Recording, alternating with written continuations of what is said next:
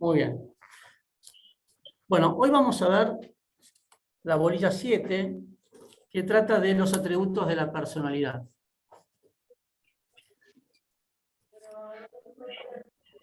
¿Qué son los atributos de la personalidad? El derecho a la persona humana la protege desde que nace, y ya por el hecho solo de ser persona recibe la protección del derecho. Es decir, le da determinados atributos solamente por el hecho de que es persona.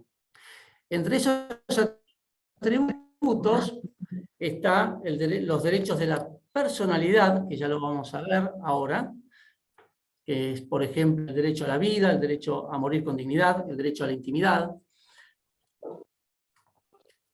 el derecho a la libertad. Esos son los derechos de la personalidad. Después, también el derecho le da a la persona, por el hecho de existir, un nombre, el estado que va teniendo, el estado civil, desde que nace hasta que fallece, la capacidad y el domicilio. Esto se los denomina atributos de la personalidad.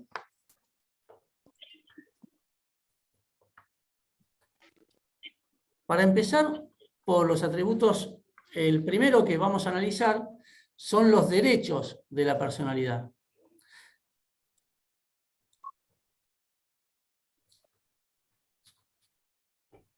Estos derechos de la personalidad son innatos con el hombre, con la persona humana, y no puede ser privado de ellos en su totalidad.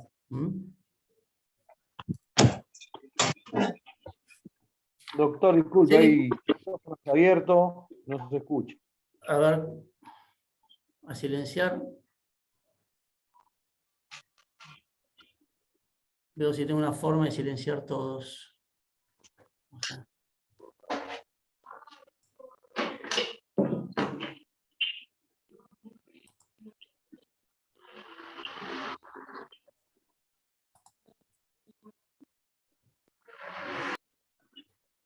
Ahí está, ¿ver?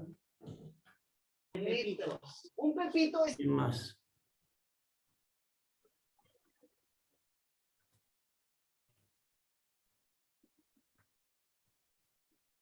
¿Se me entrecorta?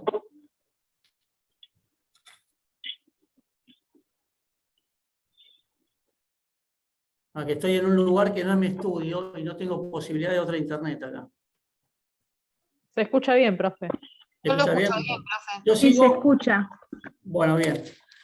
Bueno, seguimos entonces. Estos derechos de la personalidad, como dije, son inherentes a la persona y tienen que ver con lo que recién enumeraba, ¿sí? El derecho a la vida, a la integridad física, derecho a la libertad. Y en doctrina, y vamos a la parte de lo que es la doctrina, es lo que dicen los autores, ¿sí? Se busca determinar cuál es la naturaleza jurídica de los derechos personalísimos.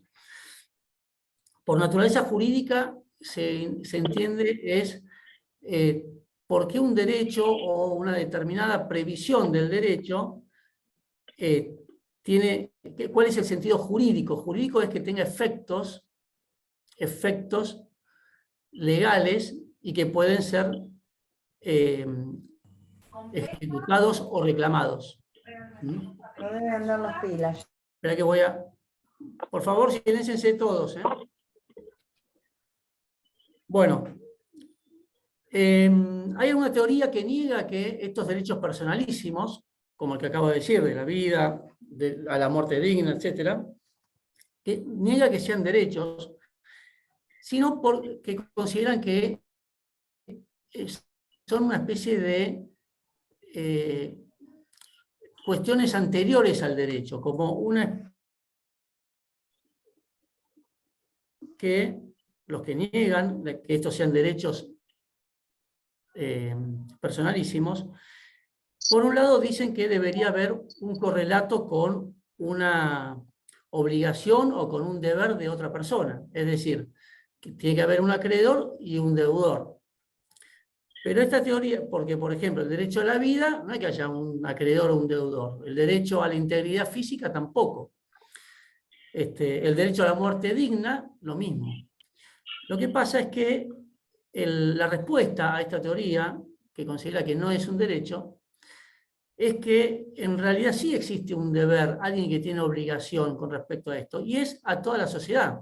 Los demás integrantes de la sociedad tienen la obligación de respetar la vida, de respetar la integridad física y las decisiones que hasta con su propio cuerpo tenga la persona.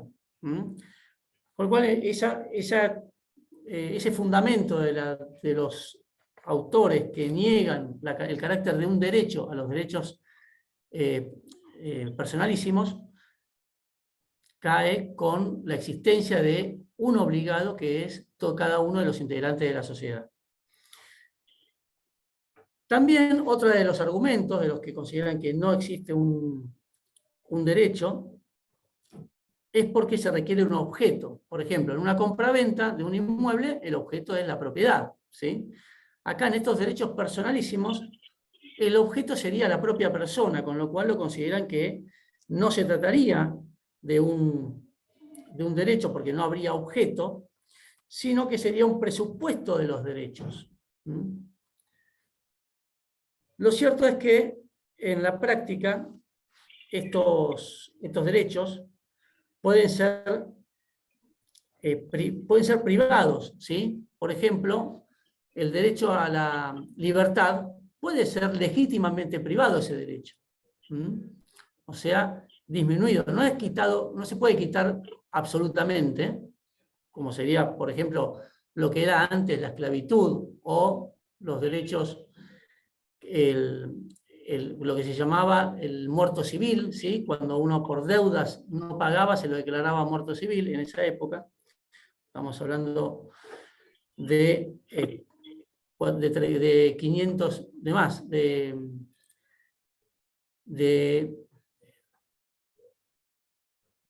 2000 años atrás, donde sí existía esa posibilidad. A un deudor, por deudor, se lo consideraba muerto civil, hasta se lo podía expatriar del lugar, ¿sí? Perdiendo todos sus derechos, perdiendo todos los derechos civiles. Eso hoy no existe. Pero sí existe algún tipo de limitación cuando es legal, ¿sí? Y lo que sí no puede ocurrir es que los derechos personalísimos sean afectados en forma ilegítima.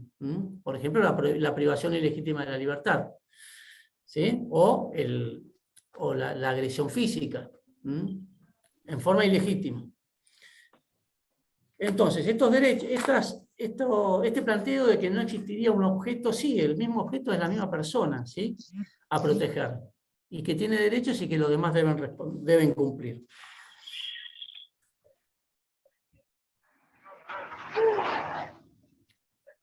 Después hay más argumentos de la teoría que niegan los derechos, pero no tienen más sentido porque los importantes son los que acabo de mencionarles, que son argumentos que hoy por hoy no tienen resistencia, ¿sí? Hoy no se les da cabida. Perdón, Rosana Morillo. A ver. Justo le iba a decir que no se puede así, profesor, no se escucha. A ver.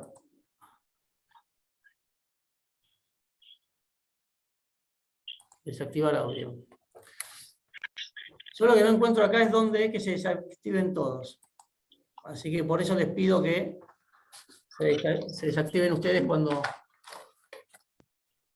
en todo momento, salvo cuando me hagan preguntas. ¿Sí? Profesor, Sí, soy la alumna Lazarte María Yanina. sí, la veo. Le comento, la presencia de hoy en clases es por un motivo y el objetivo de estar en paro. Estoy en paro por libertad de expresión y discriminación en Argentina. Ok. ¿Y entonces qué dice? No, le digo que no se asombre por la presencia que llevo hoy en ¡Ah! la cual. No, está No sé, bien, está perfecto. o hace que no me ve. ¿No Está vio bien, mi luz? la veo chiquita, la veo entre todos, así que no la veo bien. Chiquita, Está pero bien. colorida. Está muy bien, está muy bien. Perfecto. Hay para todos los colores. justamente es eso. Estamos hablando justamente de los derechos personalísimos. Y que tienen que ver con esto.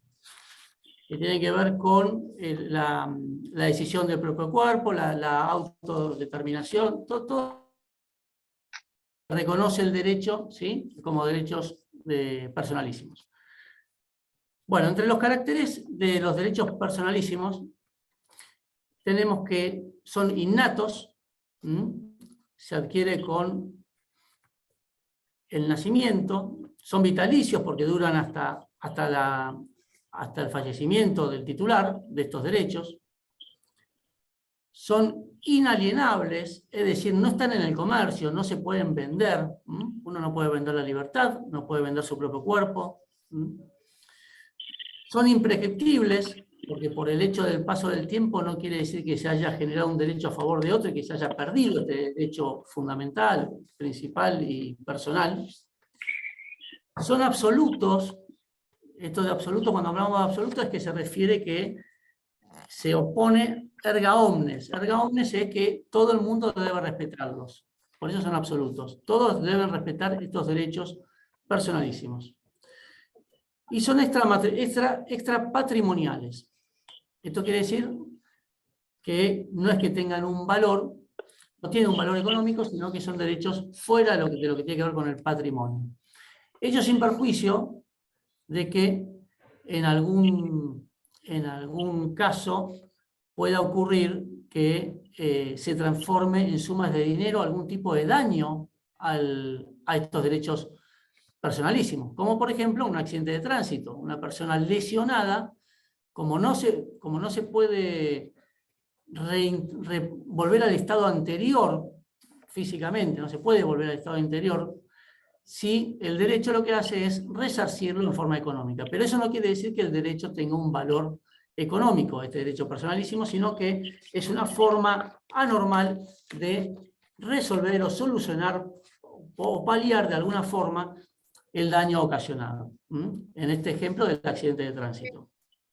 Profesor, estuve hablando con otro profesor en otro momento en clase, y es el valor. Es el valor de la libertad, porque es un valor. Por tal se debe pagar.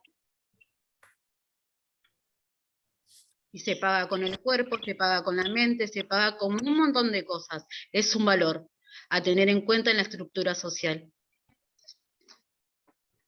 Está No bien, entiendo ¿puedes que- dejar dar la clase, por favor? Así no nos atrasamos.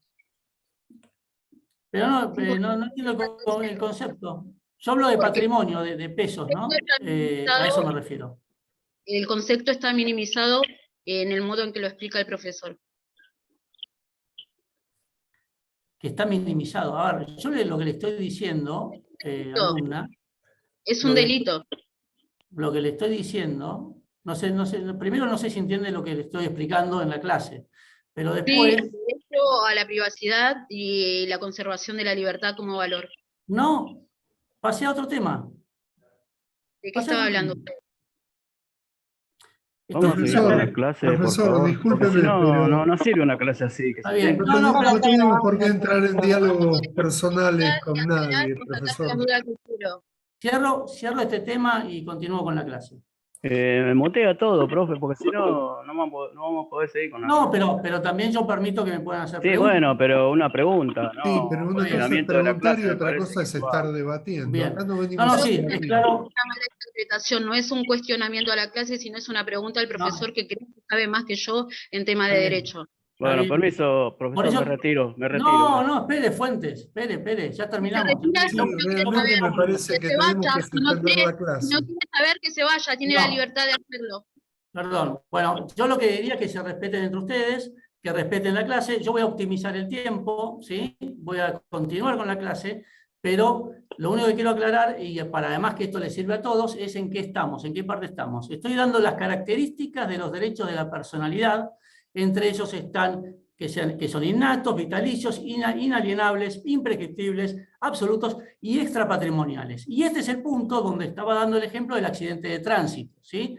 Patrimonio, estamos hablando de que tiene un valor económico, ¿sí? Hay un valor económico. Entonces, los derechos en sí son son personales, pero son extrapatrimoniales porque no se los puede cuantificar económicamente, y lo único que ocurre en el derecho es que cuando alguien sufre un accidente, y a esto me estoy refiriendo, cuando alguien sufre un accidente, lo único que le queda para poder restablecer su derecho o reclamar por su derecho es que se le reconozca una suma de dinero, o quizás, depende de la gravedad, y esto lo prevé la ley siempre, ¿no? Depende de la gravedad, que pueda ir con alguna sanción penal, ¿sí? Puede ir preso, puede lo que sea, depende de la gravedad. Y eso está estipulado específicamente en la ley. Entonces, cuando me refiero a lo que estamos hablando, que es algo anterior, que son los derechos personalísimos, estoy dando las características de estos derechos, y en esta puntual es que es extrapatrimonial, sin perjuicio de que el mismo derecho, con tal de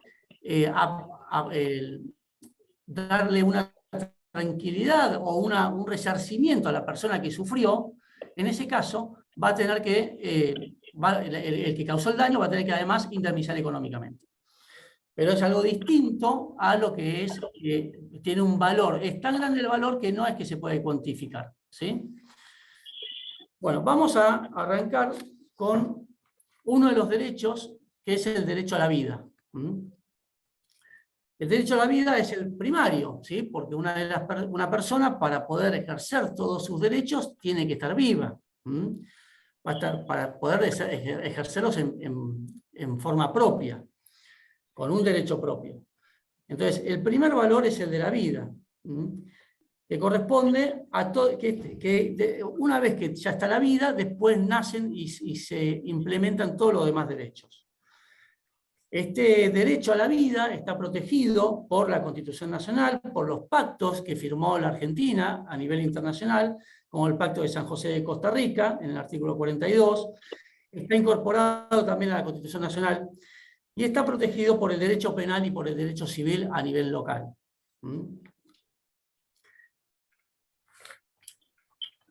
Y acá también tiene que ver, cuando hablamos de vida, también el derecho ha tratado a lo largo de la historia la cuestión de lo que es el aborto.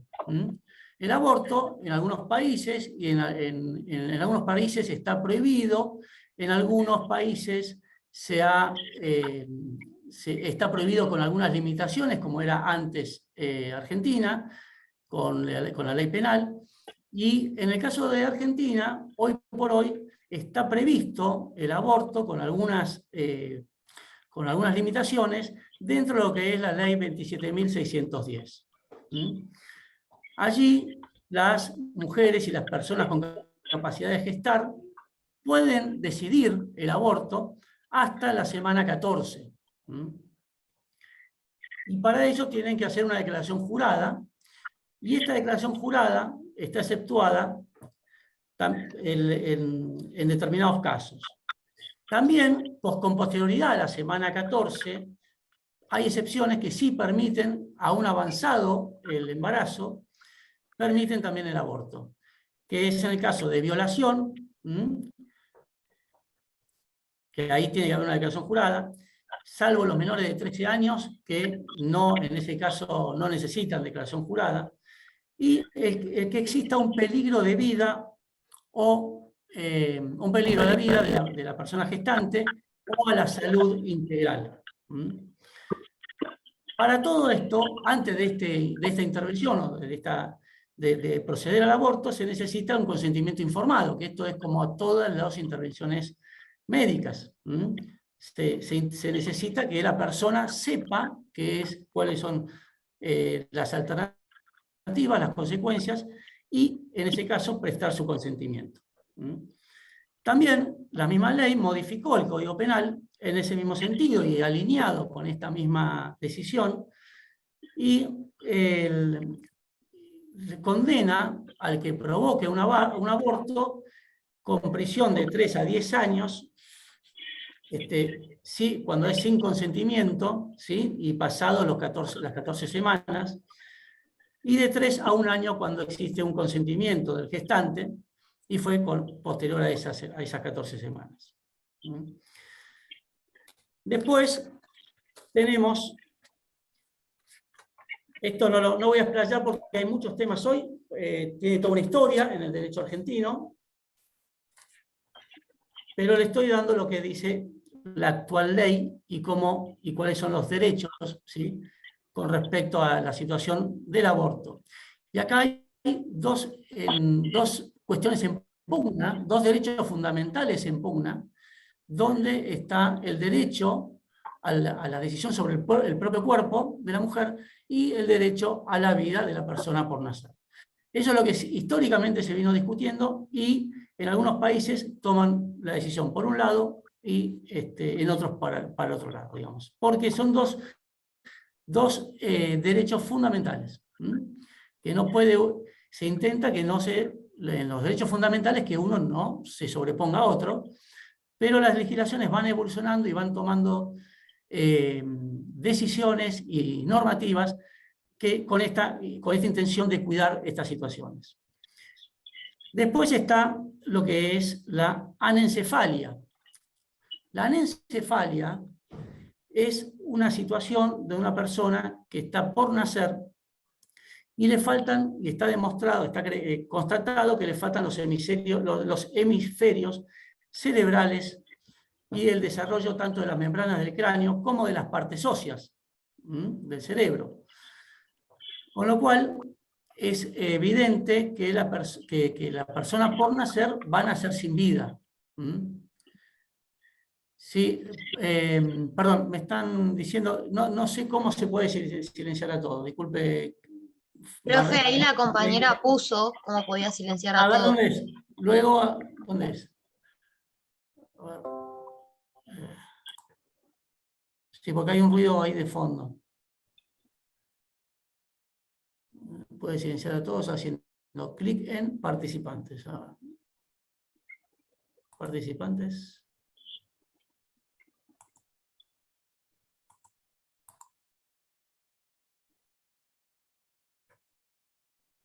Sí, pero no me aparece. Bueno, ahí no se escucha el ruido, profe. Bueno, no encuentro, ya lo estaba buscando antes. Yo sé que hay una función que dice silenciar a Ahí todos. apagó el micrófono. Bueno, entonces, estábamos con la anencefalia. Anencefalia es cuando se determina que por los problemas de desarrollo en el cerebro de la persona por nacer, se sabe que indefectiblemente va a nacer sin vida. Con lo cual, esto fue discutido en la Corte de la Provincia de Buenos Aires, en distintos fallos, donde se pidió la posibilidad de abortar en esos casos, y en un primer fallo de la Corte se había negado en el año 2001, y luego más tarde la misma Corte de la provincia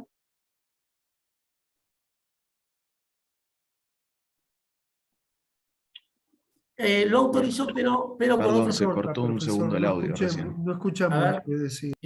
¿Ahora? Ahora sí. Ahora sí. Ahora sí, Bueno. pero nos perdimos después del corte de la provincia. Sí.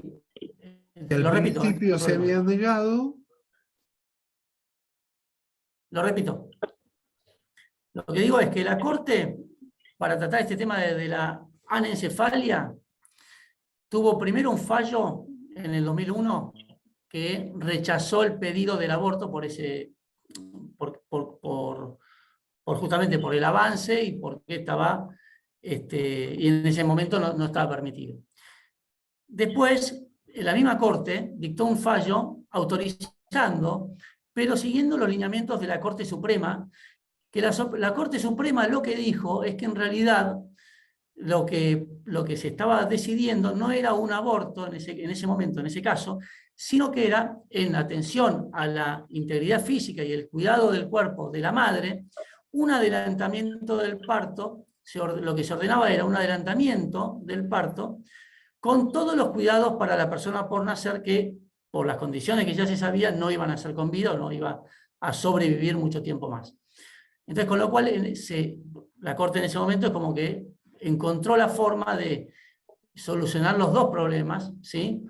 Que era que nazca, pero antes de tiempo, porque la evolución del embarazo podía ser más dañino para la integridad física y espiritual de la madre. Eso es la anencefalia. ¿Sí?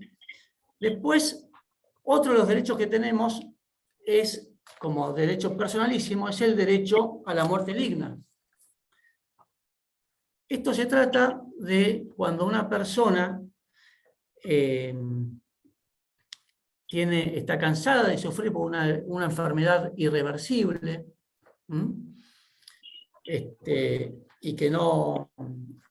y que eso no tiene, por los informes médicos o por las circunstancias de esa enfermedad no tiene vuelta atrás, y eso además le implica un sufrimiento. En ese caso, la persona tiene derecho a manifestarse y decir que su voluntad es que no le hagan los tratamientos necesarios para su curación. Es decir, si una persona está con una enfermedad que tiene dolores tremendos y la única forma de mantenerse es con esos dolores, y se sabe que no tiene vuelta atrás, puede decir que le suspendan esos tratamientos, ¿sí? Y por el contrario, que le den un tratamiento paliativo para alivianar esos dolores. Y después la muerte se dará naturalmente, sin necesidad de estar siendo sostenida por máquinas ni por cuestiones médicas, solamente para mantenerlo con vida. Y ahí es donde surge la ley 26.742, que trata de este tema. Es el consentimiento informado, donde la persona puede tomar la decisión, incluso también puede tomarla con anterioridad, ya avisar, si a mí me pasa algo de esto, porque puede ser que después esté inconsciente, ¿sí? Puede ser que esté en estado vegetativo, digamos, que le ocurra alguna enfermedad grave de esas circunstancias y que es irreversible, entonces que otro ya sepa que tiene esa decisión tomada de que no lo sigan conectando.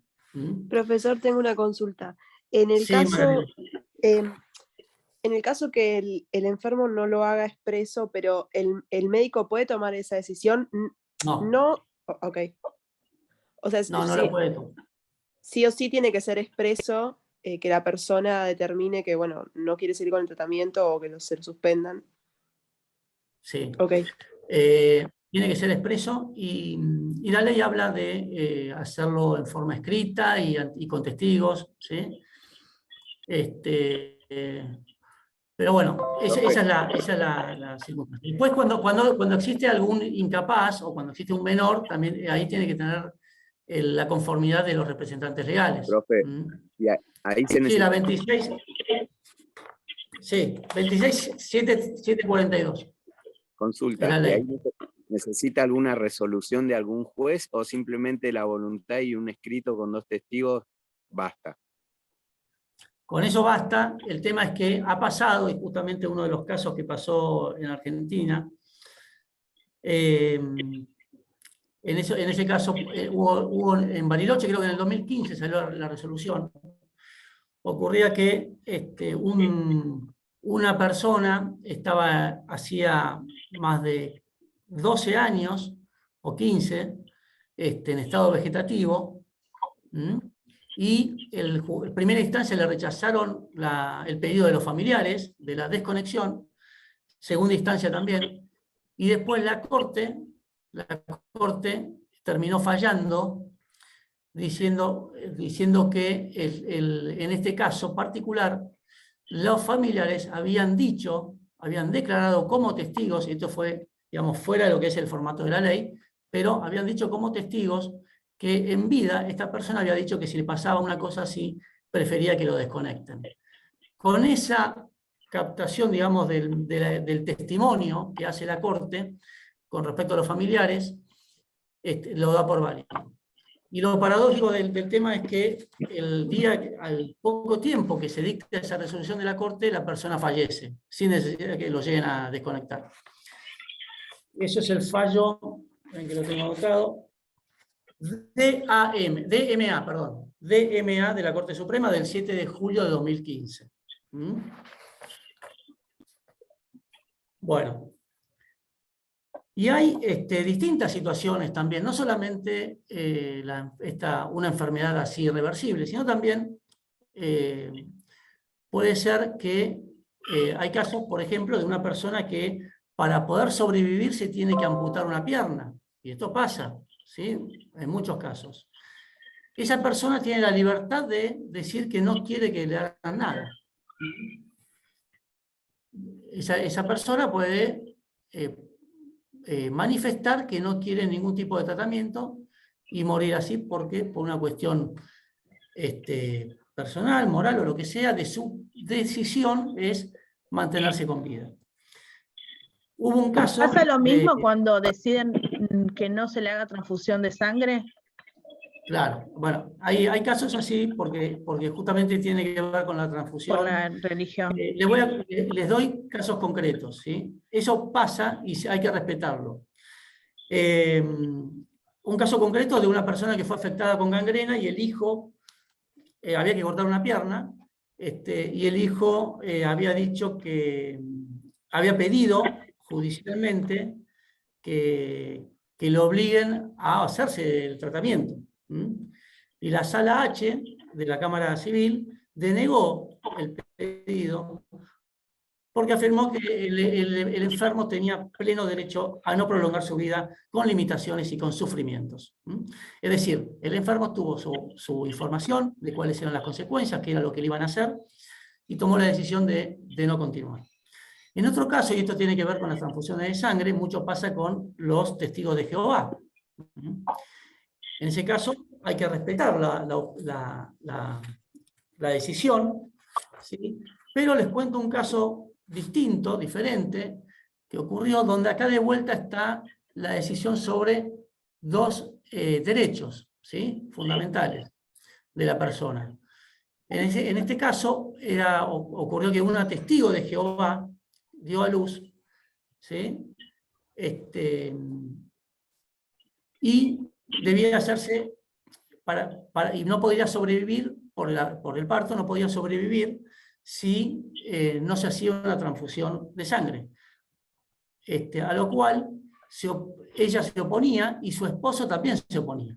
El bebé había nacido y ellos se oponían a esta transfusión de sangre.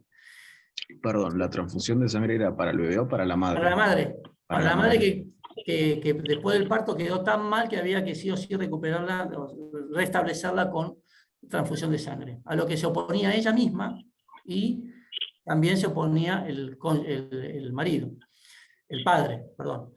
Y en ese caso fue el abuelo el que pidió que le hagan la transfusión, y en la justicia lo que hicieron fue ordenar que se haga la transfusión, porque estaba también en juego. Ahí veo que hay poca señal. Poca señal, bueno. No se lo escucha bien, ¿eh? Bien, bueno, veo que estaba ahí. Está bien. No, que me pareció a mí que había poca señal, por eso pensé que se cortaba. La justicia lo que decidió es ordenarle hacer la transfusión, porque tomó en consideración el futuro de la persona recién nacida, derecho a contar con su madre. O sea, son cuestiones discutibles, porque acá hay derechos que se analizan, que son elementales, fundamentales para cada persona. Y Perdón, finalmente... profesor, una pregunta. Sí. En ese caso, si bien la madre tenía decisión sobre el propio cuerpo, había ya un chico nacido y se aplicaría a la acordada de la Corte Suprema de la Nación que vino a raíz del caso Bahamondes, ¿no? Sí, no lo tengo presente el caso Bahamondes, pero... Era de un testigo de Jehová que se había negado a Hubo ser varios fallos. transfundido. Hubo varios fallos con testigos de Jehová en este sentido, ¿sí? Pero hoy por hoy lo que se tiene que hacer es respetar la decisión de no someterse a este tipo de tratamientos. Y acá les doy un caso de excepción nomás. ¿Me escucha? Sí. ¿Está especificado dentro de la ley para poder realizar la transfusión y todo lo que tiene que ver con la libertad, el hecho de poder elegir a tu donante? Porque, por ejemplo, yo no quisiera la sangre de Cristina Kirchner. Claro. Sí, a ver, eso se puede, sin necesidad, se puede elegir. Se puede elegir, pero es una manifestación que hay que hacerla y sí respetarla. ¿Pero no es anónima la donación, profesor? Mire, no porque recuerde que si usted se fija, cuando se piden dadores de sangre, ¿sí? Se pone el nombre. Después sí, hay un derecho al anonimato, pero la persona que la va a recibir puede tener información. Perdóneme, pero como médico le comento, cuando se piden donadores, se piden de cualquier grupo y factor, porque se le saca a cada persona una unidad de sangre. Una unidad es más o menos 500 centímetros cúbicos, o perdón, 250 centímetros cúbicos, un cuarto litro, y eso se pone en una bolsa que el único dato que tiene es el grupo y el factor. No hay otro dato del donante. Es tal cual. Es tal cual. Hay varios temas ahí, porque además, primero está justamente la confidencialidad, porque el resultado que puede tener la sangre también. Entonces, o sea, porque eso antes de pasarlo al banco se analiza, ¿sí? Y la persona que está donando tiene una obligación de hacer una declaración y que está en condiciones de donar, y quizás surge que no, ¿sí? Lo que pregunta la alumna es la declaración que hay que hacerla a las personas, y se le puede dar una indicación al nosocomio, al lugar donde se reciben, que esta persona no se hace. Es algo que no es común, ¿no? Yo nunca lo vi. Sí, yo tampoco, Lo que puede hacer es no nadie tomarle puede la saber de donación. quién es la sangre que le llega. Ya lo sé. Después se junta por grupo y factor. Eso sí, el tema es que la persona, que se le prohíba a esa persona tener el ingreso a esa donación. Está bien, después sí, o sea, quizás en el caso, supongamos que Cristina Kirchner donó un mes antes, y bueno, eso nunca se va a poder saber. ¿Se entiende? Bueno, supongamos que una persona se interna, piden dadores a los familiares o a los que sean, o a todos los que puedan. Se interna. Para elegir la sangre que me van a poner. Silénciela, por favor. No, pero hay... A ver, eso es un tema que es muy, muy particular. En principio se podría hacer, hay que ver cómo se implementa en los hospitales esto, porque decir quiero que me done esta y esta persona y que se ponga esa sangre, hay que plantearlo y hacerlo. Pero no es lo común. Lo común es en un estado así, es mismo grupo de sangre y factor. Profe, sí. Eso se podría evitar si uno lleva a su propio donante, y ahí no habría ninguna duda de que yo estaría recibiendo. Pero hay que implementarlo. Eso lo sabrá el doctor, lo sabrá el doctor porque es un tema interno. Claro. Pero sí, puede. Vos llevas donantes, pero no le ponen esa sangre a tu familia. Pero habría que implementarlo, como dice el doctor, de forma legal. Ese día si yo llevo y la 5 sangre donantes identificados, que me pongan la sangre de esos 5 donantes identificados. Y como dijo el médico y el doctor, habría que implementarlo de forma legal. ¿Es así, doctor? Claro, tal cual. Sí. Es una inquietud que yo no la veo razonable para nada, pero sí es algo que no es lo normal, con lo cual hay que plantearlo y requerirlo, ¿sí? Y ver cómo se instrumenta, porque tiene un mecanismo el hospital para ese tipo de extracción de sangre, y como tiene todo un protocolo, con lo cual eso hay que ver cómo por ahora es anónimo. Así que... Sí. Bueno, pasamos a lo que es la eutanasia. Que en algún país esto está permitido, muy pocos, pero es algo que se plantea. Que es, ¿cuál es la diferencia con la muerte digna? La muerte digna es que una persona está con vida, está con una enfermedad irreversible, con alguna situación que sabe que va a morir y va a sufrir, y puede solicitar que no se le hagan los tratamientos adecuados, ¿sí? Los tratamientos para mantenerla con vida en esas circunstancias, en esa situación, o con las consecuencias que puede tener determinada operación. Y puede elegir que no se haga ese tratamiento. Eso es muerte digna, porque la persona no puede, justamente por su propia dignidad y su propia decisión y derecho a decidir por sí misma, de decir yo prefiero continuar mi vida natural como está, y si me muero y listo. Ahora, lo que es la eutanasia es distinto. la eutanasia es distinto, porque la eutanasia tiene que ver con inducir a la muerte. Es decir, cuando una persona está sufriendo y sigue con su sufrimiento y llega el momento de pedir que se le induzca a la muerte, que se le aplique tal medicación o tal de alguna forma se impida, se provoque su muerte, ¿sí? Eso es eutanasia y eso es lo que está prohibido por ley. Eso está contrario a la ley, no se pasa.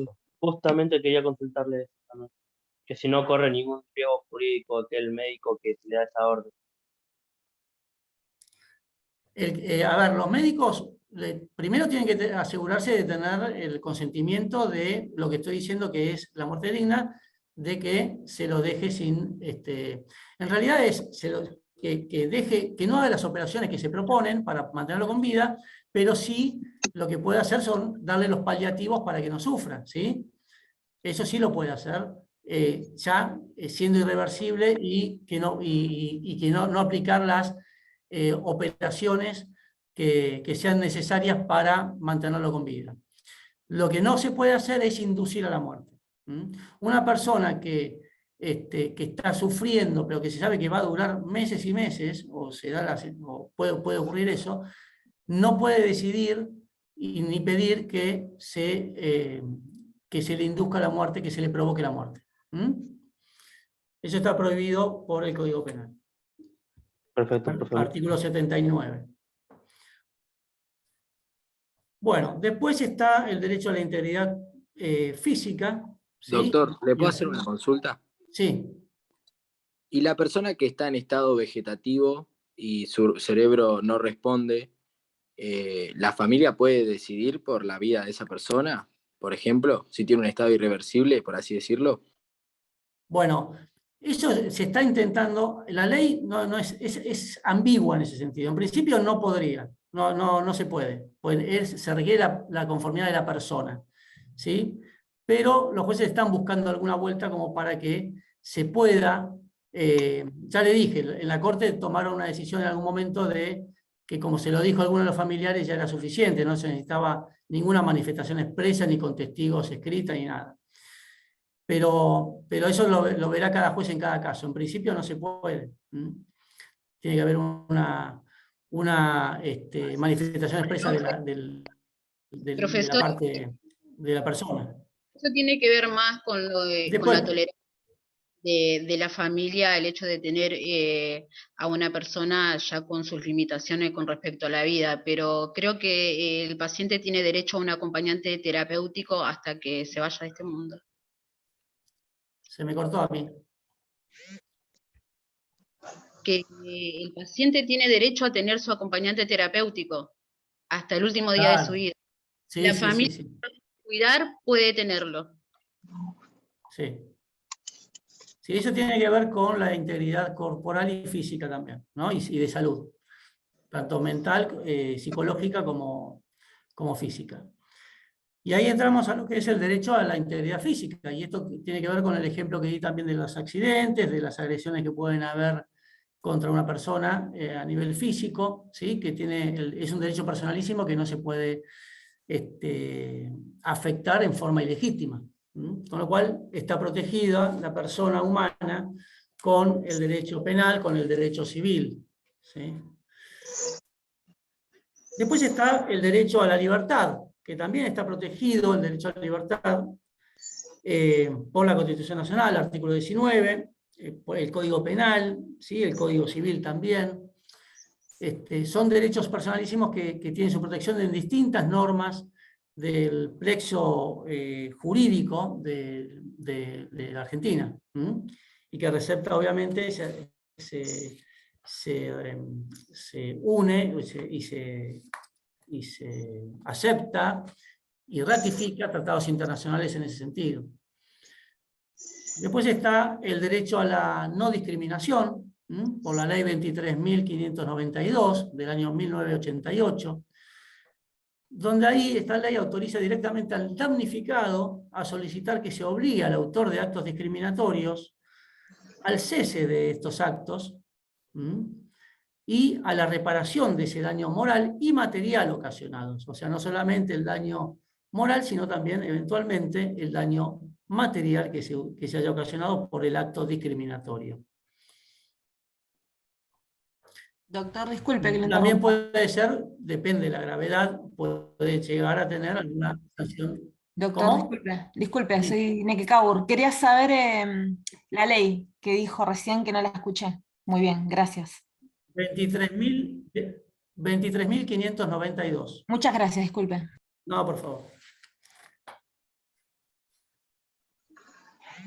Bueno, después, como un tema ahí puntual que veo del programa, es el tema de trasplantes de órganos, y esto tiene que ver con el propio cuerpo, ¿no? Habíamos dicho que, los derechos personalísimos no se pueden poner en el mercado ni vender, por supuesto, pero sí se puede, y tampoco se puede disponer en forma total, pero sí quizás, y la ley autoriza determinadas acciones, como puede ser, así empezó en el año 1983 con la ley de donación de sangre, ¿sí? Porque eso es parte del cuerpo. Ahí se empezó con esa ley a autorizar determinadas acciones que tienen que ver con las donaciones, ¿sí? De órganos y del propio cuerpo. Empezó, como les dije, con la ley de donación de sangre y después fue adaptándose a la legislación, a la legislación internacional, donde hoy existe la ley de trasplante de órganos y materiales anatómicos, que es la ley 24.193, del año 93. Esto tiene que ver con el derecho personalísimo del propio cuerpo.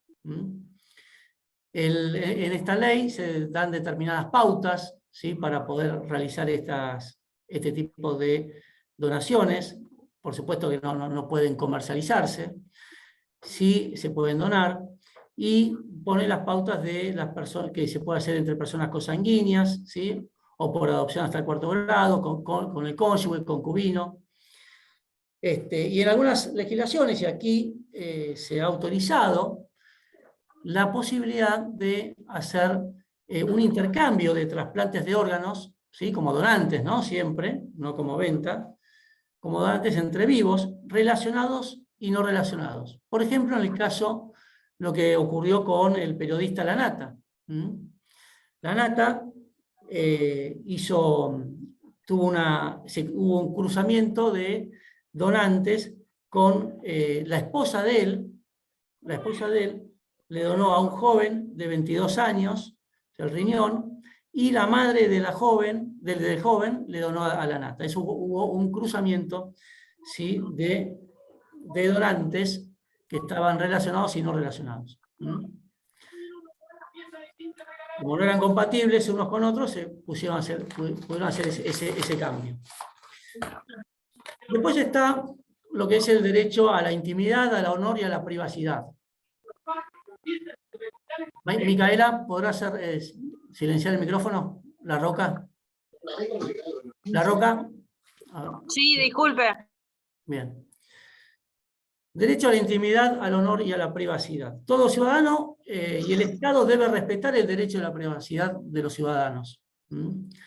Esto está protegido por el artículo 19 también de la Constitución Nacional, que dice que las acciones privadas de los hombres, que de ningún modo ofendan el orden y la moral pública, están solo reservados a Dios y exentas de la autoridad de los magistrados. La realidad es que acá lo que está diciendo es que las personas en su intimidad pueden hacer lo que quieran, ¿sí? Sin estar sojuzgados por la sociedad ni por la ley, siempre que no vulneren derechos ajenos, ¿sí? Ahí ya se encuentra con el límite de lo que es el derecho. Y esto tiene que ver también con lo que son la correspondencia, ¿sí? Que en los correos, las cartas son privadas, ¿sí? Estamos hablando de los mails también son privados. Esto es a partir del año 2008, hay una ley, pero ya se venía la jurisprudencia respetando la privacidad de los mails. La ley esta del 2008 es la 26.388, y esta intimidad está protegida en cuanto a los correos electrónicos. ¿Cómo se hace para que una un correo electrónico o una carta se puede utilizar, por ejemplo, como prueba en un juicio, y la única forma es que sea la misma persona la que recibió o la que emitió la carta, es decir, que es emisor o receptor de esa carta, ¿sí? Esa persona lo puede hacer. Y si presenta una carta cruzada por terceros, por una persona con otra, necesita la autorización de uno de ellos dos. Ahí ya se estaría respetando el derecho de que una de las dos personas presta su conformidad para que esa carta sea utilizada como prueba. Después tenemos, y esto tiene que ver la intimidad, ¿sí? O el derecho al honor, con lo que es una pugna con lo que es la libertad de prensa. Una cosita, puede ser carta, mensaje, lo que sea, ¿no? Alguna publicación escrita. Sí. Sí. Okay. Sí, si está hablando por chat o por lo que sea, todo hay intimidad. O sea, no se puede usar un chat de un tercero si no hay autorización de uno de ellos, de los que intervino en esa conversación. Y aparte cuento que nada... Lo mismo si es en un grupo. Si es en un grupo, lo mismo. Si hay un grupo de chat, es limitado a esas personas del grupo. Ahora, si cualquiera de esas personas autoriza a un tercero, a alguien, a publicarlo, a usarlo como prueba, está permitido. Después habrá que citarlo a que ratifique esa persona que autorizó, ¿no? Bueno, después tenemos esto del derecho al honor y a la intimidad, empuja o impugna con lo que es el derecho a la libertad de prensa. La libertad de prensa es un derecho reconocido donde se puede publicar determinadas cuestiones de determinadas personas. Y esto trajo distintas jurisprudencias, primero en Estados Unidos son los fallos más resonantes, y después en Argentina hay fallos al respecto, donde las grandes pautas, lo que llaman el fallo Sullivan de Estados Unidos, fijó varias pautas para determinar cuándo la libertad de prensa es cuestionable y no admitida, y está vulnerando un derecho a la intimidad o al honor. Y se hizo una discriminación o una separación, mejor dicho, entre los que son las personas públicas y las personas privadas. En este caso, se hizo un poco más laxo con respecto a las personas públicas, pues en ese fallo se determinó que la protección de las personas privadas debe ser mayor a las personas públicas, a la protección de las personas públicas, y los funcionarios públicos ofendidos deben probar no solo que la noticia es falsa. Profesor, persona pública sería, ¿qué sería? Funcionario público. Presidente, ministro, diputado, periodista. Concejal también. Concejal, todo, digamos, personas que tienen una función pública o que tienen una exposición pública. Artistas. Claro. Pero tiene que ver también, va a depender eso de cuál es el planteo que se está haciendo, ¿sí? Y además estoy hablando de lo que es la Corte en Estados Unidos, los parámetros que dio unas pautas que después siguieron otros países, y aquí más o menos están dadas las mismas condiciones, de cuándo se puede considerar que hubo un abuso de la libertad de prensa, ¿sí? Entonces, acá hace una gran distinción. Primero dice que entre particulares y entre personas públicas. Y dice que los particulares, con solamente demostrar la falsedad de la noticia, es suficiente para condenar al que hizo la publicación de prensa en forma falsa. En cambio, el mismo fallo dice que para las personas públicas no solamente debe demostrarse la falsedad, sino que además debe demostrarse que hubo una mala intención, una real malicia del periodista en realizar esa publicación. Y aquí, en Argentina... Otra consulta, ¿eso cómo lo podemos asociar con los... Sería la intencionalidad, ¿no? De que publica. Sí, ahora voy a un ejemplo. Dígame, Lazarte. Quiero que si me puede asociar esto con los sectores o los espacios que deben conservar confidencialidad, como un estudio jurídico, un consultorio psicológico. Sí, ahí por supuesto que hay una... Eso hay restricciones específicas. Sí, tiene que ver con eso, más que la confrontación entre libertad de prensa y el derecho al honor y a la intimidad. Es el secreto profesional. El derecho al secreto profesional que está por ley con respecto a los asesorados, ¿no? A las personas asesoradas. Y para eso, para poder declarar sobre eso, pasa con los psicólogos, pasa con los psiquiatras, pasa con los abogados, pasa con los contadores, todas las profesiones tienen ese secreto profesional que deben requerir la autorización de la persona para poder levantarlo, ¿sí? O autorización judicial, depende del caso. Con el tema de la confrontación entre el derecho a la intimidad y al honor y el derecho de la libertad de prensa, existió lo que es el fallo de Duhalde, ¿sí? Profesor, Sí. le comento, yo soy psicóloga y ni siquiera el Poder Judicial me puede obligar a decir lo que yo debo reservar en mi profesión. Está bien. Yo dije que en algunos casos puede ser que los jueces puedan ordenar el levantamiento, ¿sí? Como por ejemplo en el secreto fiscal con respecto a la FIP. Por eso digo en algunos casos, no digo en todos, ¿sí?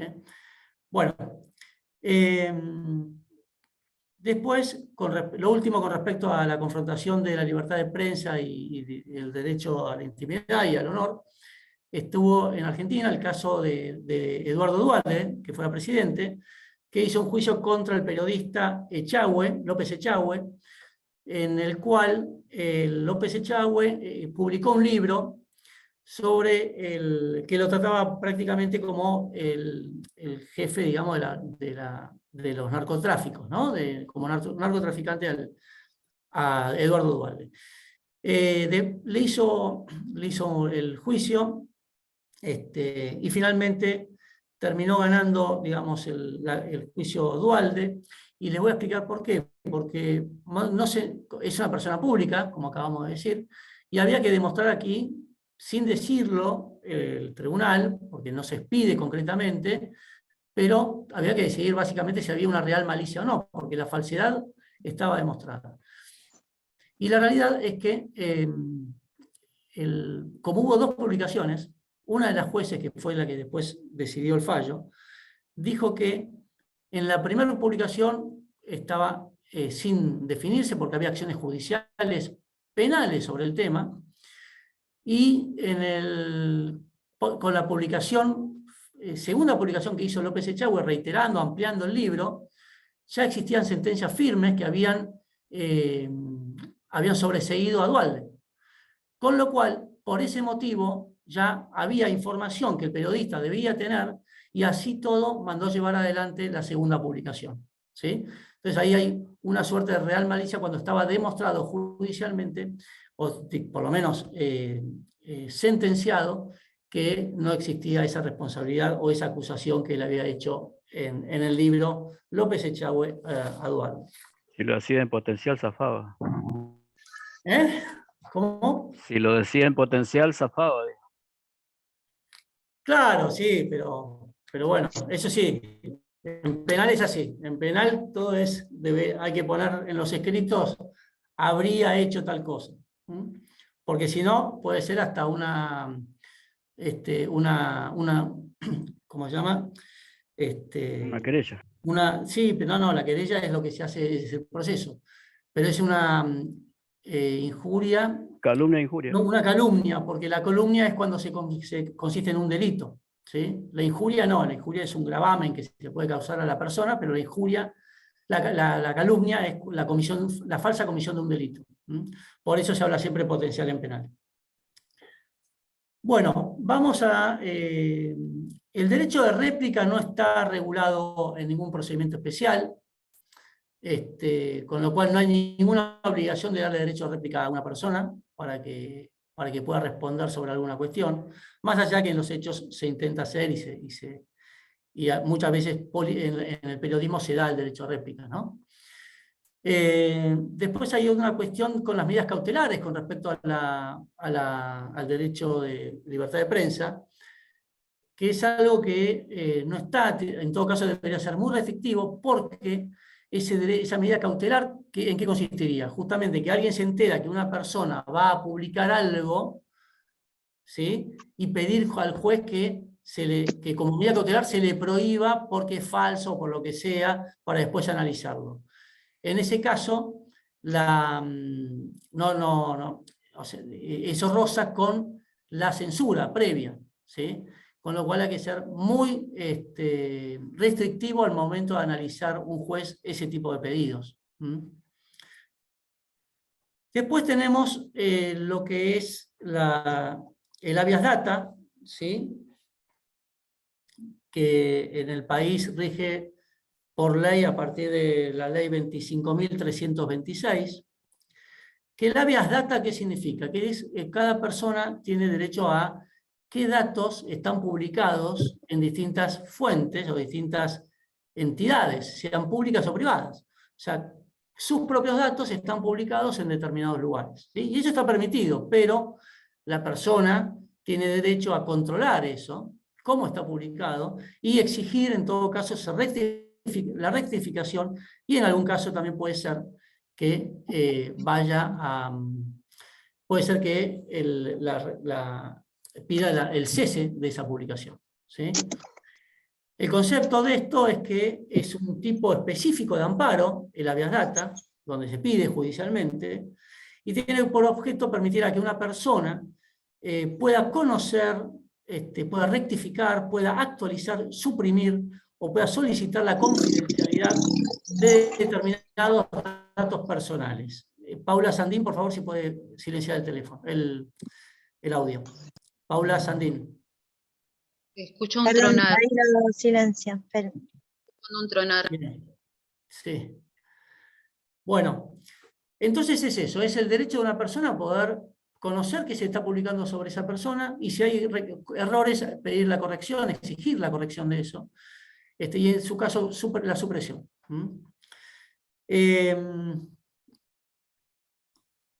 Después, ¿qué entidades pueden ser? Ustedes saben, por ejemplo, ¿cuándo ocurre esto? Primero hay entidades como el Banco Central, la FIP, el Poder Judicial, que tiene datos de las personas. También hay lugares de reserva ya por el Estado, que son la CIDE, Fuerzas Armadas, registro de reincidencias, que tienen reservados esos datos, no se los dan a cualquiera. En el caso común del ciudadano común, en lo que es en comercio, una persona tiene a veces la inquietud o la necesidad de obtener un préstamo, por ejemplo, bancario, sacar una cuenta corriente, pedir un préstamo personal, y generalmente los eventuales acreedores, los que van a hacer el préstamo, los que van a abrir la cuenta corriente y demás, esa persona se le presenta una cantidad de datos, pero lo que hacen siempre, sin excepción, es pedir un informe a una empresa comercial que se dedica a dar este tipo de informaciones de los antecedentes de la persona, sobre todo en la parte comercial. Si está en quiebra, va a salir que está en quiebra; si está concursado, va a estar concursado; si tiene deudas en cuentas bancarias, van a salir las deudas; si está atrasado en los pagos, va a salir el atraso de los pagos; si integra sociedades comerciales, va a salir qué sociedades integra. Eso son empresas que se dedican a eso, comercializan y venden esa información a la... Sí. Venta de información sería. Sí, es una información que es válida, o sea, está permitida, ¿sí? Entonces, lo que sí, la persona puede... ¿Cómo? El derecho personalísimo, ¿dónde quedó? Se me corta. El derecho personalísimo, ¿dónde quedó? No, lo que pasa es que en realidad el derecho personalísimo está en el control de qué es lo que se informa, porque si no estamos en un grado ya de intimidad que ya hoy es inmanejable, y a nivel social se permite, porque también esto a veces tiene cuestiones de política económica, política social, donde para que funcione el sistema económico se necesita tener garantías y seguridades. Entonces ahí se permite ese tipo de información que es pública, no es que sea no pública. Digamos, el Banco Central publica los deudores que existen en las cuentas. Y eso lo sacan de ahí. Con el boletín quill, oficial, con el quill basta entrar con el quill y saber la información. claro, Y el esta BCRA información que es común. Profe, como Sí, lo único que hacen es...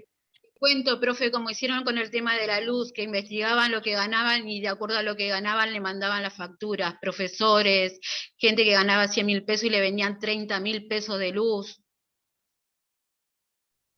Bueno, Un eso es otra cuestión que es cuestionable. Eso ya es cuestionable, pero desde otro aspecto, no desde brindar información. Profe, Eso de la FIP.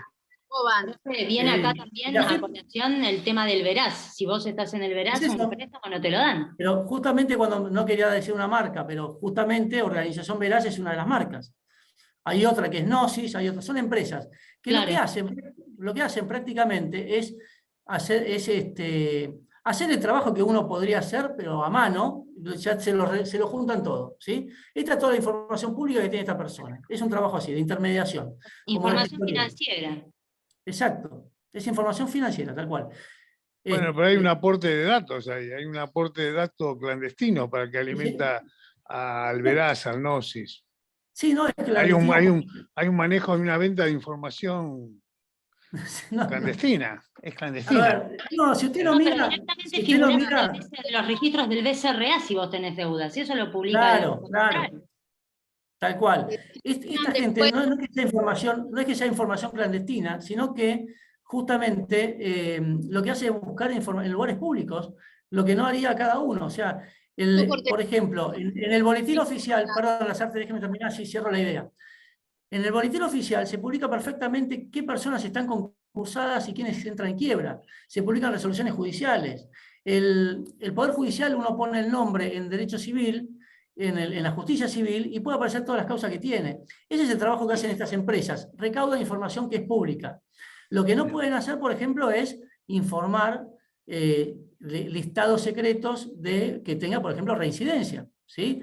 ¿Qué antecedentes penales tiene una persona? Porque eso es grave, porque le afecta así a la persona, ¿sí? Porque para conseguir trabajo y demás cuestiones, ¿no? Entonces hay registros que son privados, que no se admite la publicación, y eso no están en Veraz, en estas empresas que se dedican a información financiera.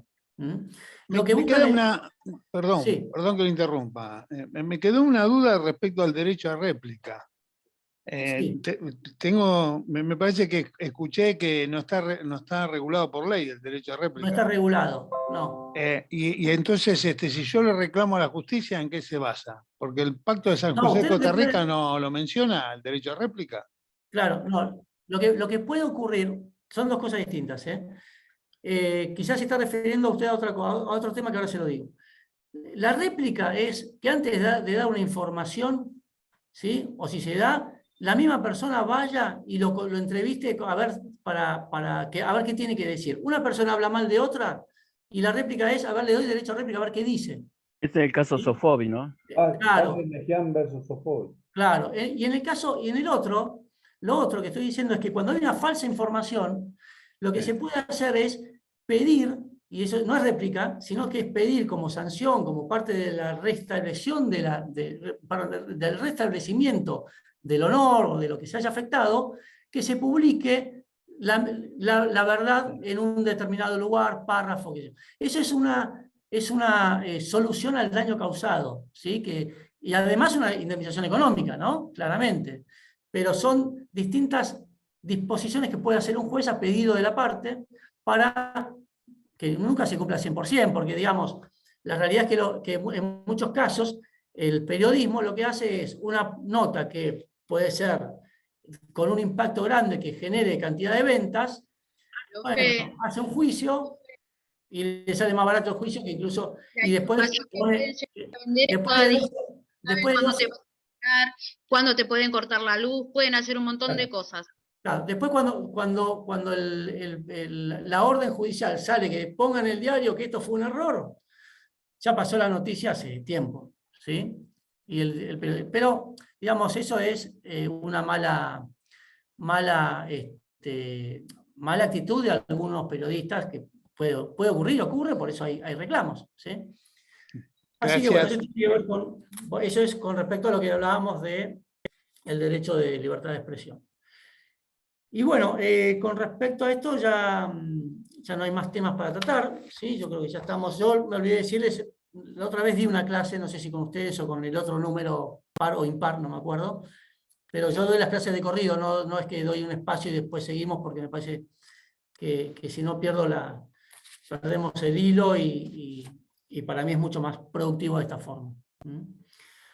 Así que bueno, no sé si tienen alguna pregunta, y si no ya esta bolilla ya estaría terminada. Gracias, doctor. Muy buena clase. Muy buena su exposición. Profe, ¿le puedo hacer una consulta por todo, solamente? profe. La próxima. Otra vez no lo interrumpan tanto. Bueno, Profesor. está bien, no molesta. Vamos a hacer eso en el camino. Sí que molesta, profe, sí que molesta. Está bien. Sí molesta. Muchas gracias nuevamente. Muy Buenas bien. tardes. Bueno, un placer. Profesor, Sí, profesor, ¿me escucha? También. ¿Me escucha, Muchas profesor? gracias, profesor. Muy claro en todos los conceptos. Muy buena clase. Le agradezco mucho. muchas gracias, Eduardo. Muchas gracias. Profesor. Ingrid, ¿me quiere hablar? Ingrid, sí. Soy Ingrid. Sí, la veo. Los exámenes, ¿no sabe todavía exactamente qué? Sí, yo temas administrativos no los conozco. Yo doy algunas clases. Buena clase, profe. Muchas gracias, Matías. Doy algunas clases puntuales y nada más, porque yo no manejo la parte administrativa. Pregúntenlo en el campus, que creo que ahí Pero pueden en el tener campo respuestas. está el cronograma. Ok, Y el bueno, por CDS. eso, fíjense. O si no, envíenle un mail al doctor Treza, o que son los que administran la parte de la parte administrativa, ¿sí? De exámenes y todo. Está, lo que no está es la modalidad de examen. La fecha está, la modalidad. La modalidad generalmente se decide al final, ¿eh? Profesor, ¿podría mandar entonces un mail, por el favor? 16 sería el primer parcial, del 6 marca. El 5 de mayo es el parcial, el primero. Ah, sí, 5 de mayo y el segundo el 16, del 6. No, 5 de mayo y 16. creo que sí, no me acuerdo. Bueno, yo creo que en estas semanas van a estar diciéndoles cómo va a ser la modalidad. Está bien, gracias, profesor. Gracias, buenas tardes. Bueno. Hasta luego, muchas gracias. Adiós. Buenas tardes, muchas gracias. Muchas gracias. Buenas tardes. Hasta luego. Hasta luego, muchas gracias. Hasta luego, no de nada.